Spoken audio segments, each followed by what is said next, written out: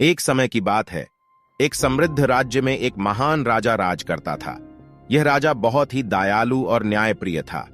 उसके दरबार में लोग उसके अदालत में न्याय के लिए आते और राजा उनके मुद्दों का निर्णय देते। एक दिन राजा ने अपने दरबार में एक विचार प्रस्तुत किया। मैं जानना चाहता हूं कि मेरे राज्य में सबसे समृद्ध और बुद्धिमान व्यक्ति कौन है। यह सुनकर सभी दरबारी चकित हो गए और उन्होंने सोचा, हमें अपनी क्षमता और समृद्धि को प्रदर्शित करने का एक मौका मिला है। राजा ने एक माहिर गणितज्ञ को आग्रह किया कि वह अपनी क्षमताओं को प्रदर्शित करे।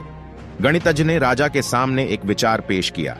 उन्होंने एक चुटकुला सुनाया और अपने मन की एक कठिन समस्या को तुरंत हल किया। राजा बहुत प्रभावित हुए और उन्होंने कहा, तुम वास्तव में एक महान गणितज्ञ हो। फिर राजा ने आगे जाकर अपने विद्यार्थियों को बुलाया और उनसे पूछा, क्या तुम इस समस्या का हल कर सकते हो? एक छोटा सा बालक आगे आया और बड़ी आसानी से उस समस्या का हल दिया। राजा बहुत आश्चर्यचकित हुए और उन्होंने कहा, तुम एक अद्वितीय बुद्धिमान बच्चे हो।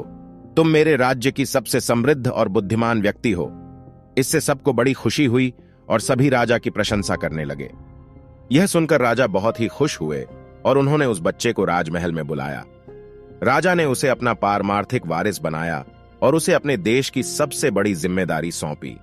इससे बच्चे को बहुत गर्व हुआ और वह अपने देश को अच्छा करने का वादा किया।